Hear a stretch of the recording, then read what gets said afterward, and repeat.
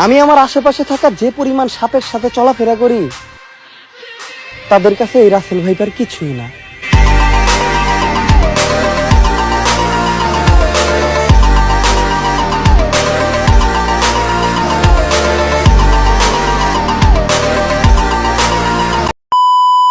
Baby, তুমি ফেসবুকে দেখছো ইদানিং বাংলাদেশে কি পরিমাণ রাসেল ভাইপারের অত্যাচার বাড়ছে? আমার তো ভয় করে, যদি রাসেল ভাইপার আমাকে কামড়াইয়া দেয় তাহলে আমার কি হবে? আরে তুমি চিন্তা করো না, এই রাসেল ভাইপার তোমারে কামড়াইবো না। কেন?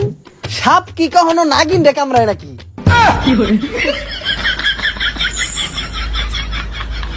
কৈতরের বাচ্চা।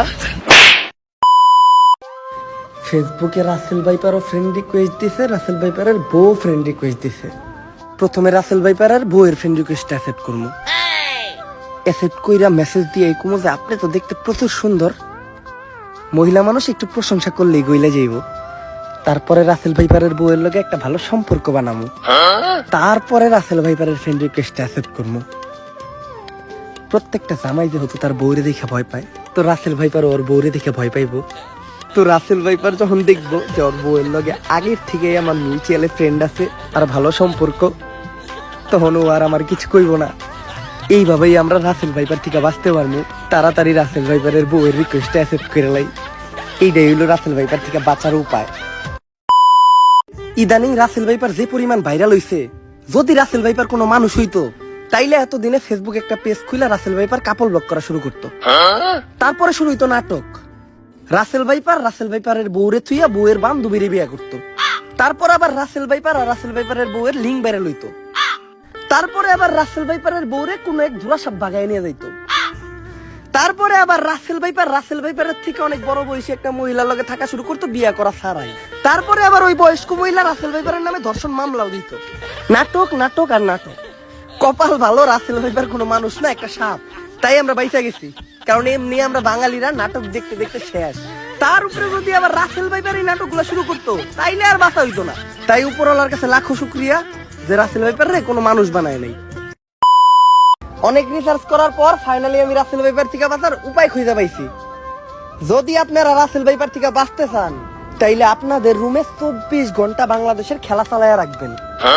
তাইলে যখনই রাসেল ভাইপার আপনাদের কামড়ানোর জন্য আপনাদের ঘরে ঢুকবো, ঢুকার সাথে সাথেই বাংলাদেশের খেলা রাসেল ভাইপারের চোখে পড়বো। রাসেল ভাইপার বাংলাদেশের খেলা দেখে হার্ট অ্যাটাক করে মরে যাইব।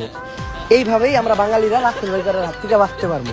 তো রাসেল ভাইপার থেকে বাঁচতে চাইলে এখনই আপনাকে টিভিতে যাইয়া বাংলাদেশের খেলাটা লাগান। এক ভাই বাংলাদেশের খেলা দেখে অসন্তুষ্ট হইয়া আমার ভিডিওতে কমেন্ট করছে যে ভাই বাংলাদেশ টিম রে আর রাসেল ভাইপার রে এক ঘরে রেখে বন্দি করে দেওয়া হোক। ভাই আপনি তো দেখা যায় রাসেল ভাইপার রে মারতে চাইতেছেন। বাংলাদেশ টিম রে আর রাসেল ভাইপার রে যখনই একটা করে বন্দি করব, তখনই তো বাংলাদেশ টিম ক্রিকেট খেলা শুরু করব। আর বাংলাদেশ টিমের ক্রিকেট খেলা দেখে রাসেল ভাইপার এমনি মরে যাইব। হুদাহুদি কি এর লেগে একটা নিরীহ সাপের আপনারা প্রাণ নিতে চান? বুঝি না।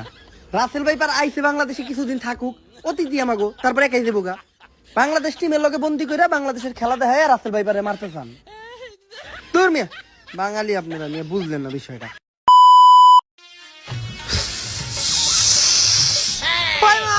ঘরে গুইসাপ আইছে। হাই কি আর গুইসাপ? আমি রাসেল ভাইপার। রাসেল ভাইপার দাঁড়া, আগে কামড় দিস না। তোরে নিয়ে এই তো সময় টিভিতে নিউজ হইছে। এই দেখ, রাসেল ভাইপার রে মারতে পারলেই 50,000 টাকা পুরস্কার। আরে কেডা রাসেল ভাইপার? আমি ধুরা সাপ, আমি তো বাংলাদেশে অ্যাভেলেবেল পাওয়া যায়। আর আমার তেমন বিষও নাই, কামড় দিলে একটু একটু চলে। রাসেল ভাইপারটা এবার আমি চিনি না। এই আমরা লাঠিটা নিয়ে আও, রাসেল ভাইপার মারবো ইসকা। বাইগান।